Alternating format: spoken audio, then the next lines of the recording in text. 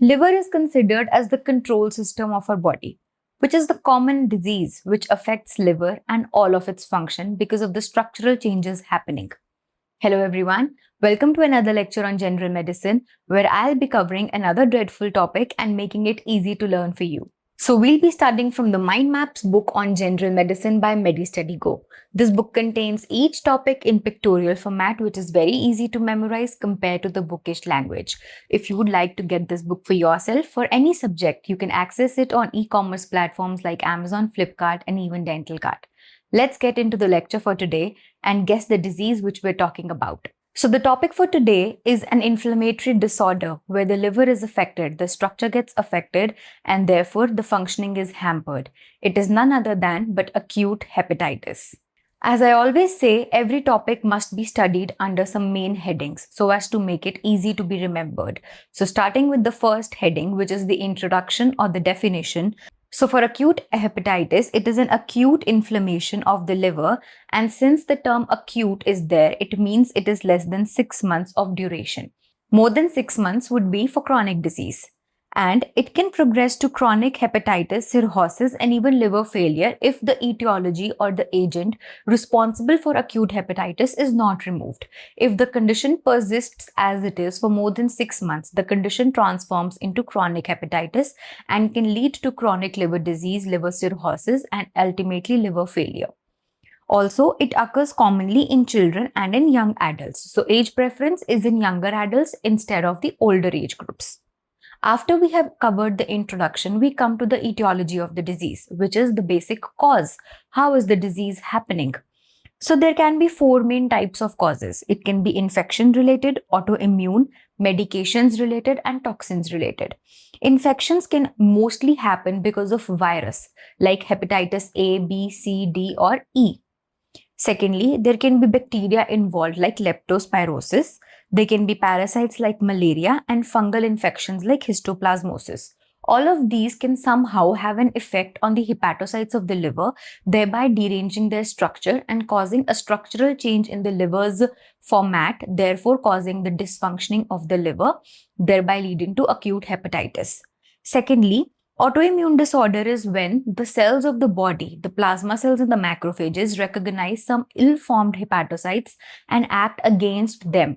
So they are acting against the cells of its own body. That is known as autoimmune cause. Next, there can be medications like paracetamol and antibiotics or all of the NSAIDs, which are actually metabolized in the liver. Excess intake of these can cause an excess damage onto the liver because the functioning by the liver is getting increased, and also these agents can affect the hepatocytes, make them function more, and lead to hepatomegaly, thereby causing acute hepatitis. Also, some toxins like alcohol and certain poisons, as seen in mushroom poisoning, these can also lead to fatty liver and acute hepatitis. Now, what happens in acute hepatitis? If any of this cause is present, what is the pathophysiology or the pathogenesis of hepatitis to occur in the liver? Let's get to that. So the pathophysiology is quite simple over here. Any irritant or virus or infection which is present, it stimulates and causes the body's immune response to get activated, by which the hepatocytes get inflamed. These hepatocytes can get deranged in their structure, thereby leading to hepatomegaly, which is enlarged, inflamed, and painful liver. Now, ideally, if the liver is fine, these hepatocytes, they are responsible for the conversion of unconjugated bilirubin to conjugated bilirubin. But if the hepatocyte is not functioning correctly, this conversion of unconjugated to conjugated will not happen. So therefore, unconjugated bilirubin will increase in its amount, and ideally, the conjugated bilirubin which would be formed, it had to go into the intestine and then into the stools in the form of stercobilinogen. But if all of this is not happening, the unconjugated bilirubin is going to leak down into the plasma and then further get excreted via the kidneys, therefore leading to the manifestations in the urine instead of in the stools, because now stercobilinogen will be less and urobilinogen will be more. So as you can see over here, Because of the chronic inflammation, there is functional impairment and damage to the hepatocytes. The urobilinogen increases in amount because the bile is not being converted into the unconjugated bilirubin. This leads to dark urine due to the presence of urobilinogen. Also, absence of stercobilin in the stools leads to the formation of pale stools. Finally, when the damage goes on and the disease or the irritant is not removed, there is vascular and ductal tissue which undergoes inflammatory changes. And this also leads to nodular formations or degeneration in the liver, which can lead to necrosis and fibrosis. And a healthy spongy liver can get converted to an unhealthy, stiff, flat liver, which is known as the liver cirrhosis. So liver cirrhosis or end-stage liver disease is a chronic form of hepatitis if it is not diagnosed correctly and treated beforehand. This is the main pathophysiology behind the occurrence of acute hepatitis or any form of hepatitis. If we study about viral hepatitis or maybe hepatitis B, A, C, any, the cause is the virus, but what mechanism happens in hepatitis stays the same. Hepatocytes get affected and conjugated bilirubin is not formed and the manifestations occur. I hope this was clear. Now moving on to what happens or what clinical features a patient presents with during acute hepatitis. Now, if we know the liver is not functioning, the liver is not going to produce its proteins, it is not going to produce enough enzymes. So that is going to lead to fatigue, weakness, and a feeling of fever and malaise.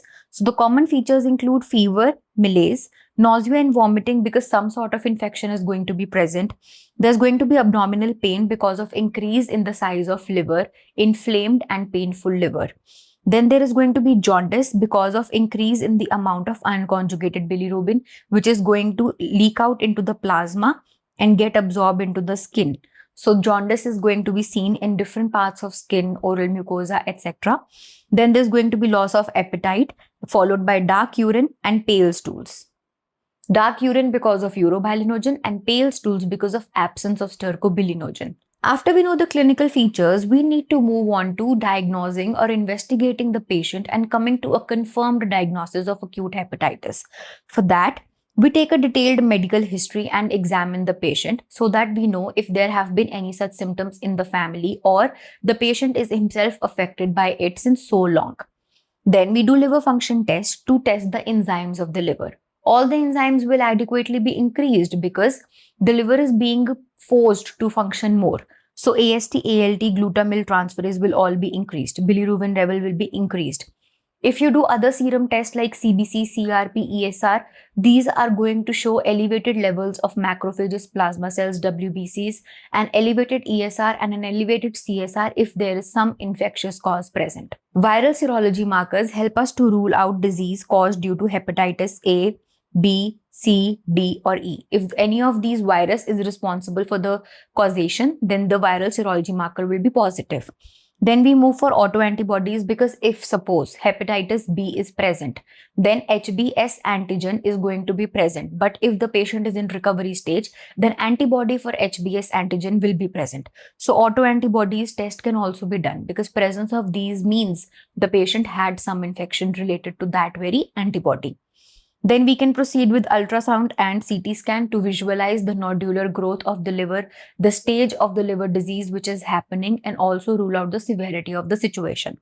Lastly, liver biopsy can be required in some cases where we see regenerating nodules or fibrous septa being present because that can indicate the progression of disease from acute hepatitis to liver cirrhosis. So this forms a detailed lab investigation protocol which we can follow. Now, if suppose you are taking biopsy of a patient or you're taking a sample from patient's liver and you are absorbing the histopathologic section, what you see in the case of acute hepatitis is this image. So there are two main things which you see, that is Councilman bodies and a ballooning degeneration. Now, what is the difference in these two bodies? Councilman bodies are basically apoptotic hepatocytes. So apoptotic means something which is dying. So dying cells, dying hepatocytes found the Councilman bodies. So if some cell is dying, obviously this damage is irreversible. And removal of cause is not going to undo this situation. Whereas ballooning degeneration is just inflammation and swelling up of the hepatocytes because of more salt and more water, which causes the balloon-like formation. So this is a reversible feature. When the situation of the whole liver gets fine, these cells can get back to their normal function and structure and work adequately, whereas councilman bodies will not. As you can see in this image, councilman bodies have an apoptotic nucleus and their cell structure is deranged and they will not get back to normal, whereas ballooning degeneration cells are having an intact structure, but they are just inflamed because of osmotic changes happening in the structure of the liver. So this is histopathologic examination, which can also help you rule out the disease which is happening. After every disease which has been diagnosed comes the treatment or the management part. So the treatment for acute hepatitis is first of all supportive therapy, which includes the patient being told to rest and take care of himself with proper nutrition. Rest and hydration is advised with proper nutrition, which includes a high carb but a low fat diet. High carb to provide energy to the patient and low fat so that the liver does not have to work more because it's already affected. And fats are going to put excess load on the liver, thereby leading to fatty liver. Next, the antiviral medication can be required if some virus is involved, like A, B, C, D, any virus, if it is involved, that can be corrected using viral drugs. Next, if autoimmune cause is present, means the body's antibodies are against the cells of the body itself, we need to use steroids so that the immunity of the body can be suppressed a little and the disease can be controlled. Lastly, we might require hospitalization or liver transplant in severe situations where the tests are going beyond the roof and the disease is not under control. Now, if a patient has been diagnosed with acute hepatitis and is being treated, but the disease is still very severe, so what are the complications the patient can get affected with? The hepatitis can become chronic, which is more than 6 months of duration. Secondly, the patient's liver can get affected and form fibrous septae and regenerating nodules, which is a characteristic feature of liver cirrhosis. Next, there can be liver failure. If all the cells get damaged, hepatocytes are damaged, fatty liver has occurred, cirrhosis has happened, so liver failure can happen. Also, if regenerating nodules are formed and the cause or the etiology is not being removed, the treatment is not being supportive enough for the disease, the benign nodules can get converted into malignant ones and lead to the formation of hepatocellular carcinoma. So these are the 4 complications which can happen if a patient has got the onset of acute hepatitis. So management is therefore important, and at a correct stage, the diagnosis is required so that the acute hepatitis does not turn into chronic or lead to liver cirrhosis. If you read any topic under such headings, it will be easy to memorize the topic. And before we compile for today, I'm going to ask you to solve 2 questions. One is a flashcard and one is an MCQ. You can easily get so many flashcards like these on the app by MediStudy Go. You can simply download it from Play Store, contact us for any queries you have for the app, and you can solve so many MCQs and flashcards. Suppose we have a flashcard which states which liver enzymes are elevated in acute hepatitis. So as we studied in the diagnosis area, we know that enzymes like AST, ALT, ALP, GGT, all of these are going to be increased. The bilirubin level is also going to be increased. So the answer is ALT and AST, that is SGOT, SGPT will be increased. Coming towards an MCQ, which is very important if you're a NEET aspirant, which liver enzyme is most significantly elevated in acute hepatitis? Is it ALT, alkaline phosphatase, GGT, or serum amylase? So as we've studied, the main liver enzymes are ALT and AST. So the answer is going to be alanine aminotransferase, which is ALT. You can easily view the answer along with the explanation on the app. If you would like to watch more such videos and get some notes or some flashcards, you should definitely check out the app by MediStudy Go, which is easily available on the App Store in Android as well as on iPhone. Also, if you'd like to view more such videos, do not forget to ring the bell icon and subscribe us. Do like this video and drop a comment below this video if you have any doubts. We'll be happy to reach out to you to solve your queries, and let's see you in the next video. Thank you for watching.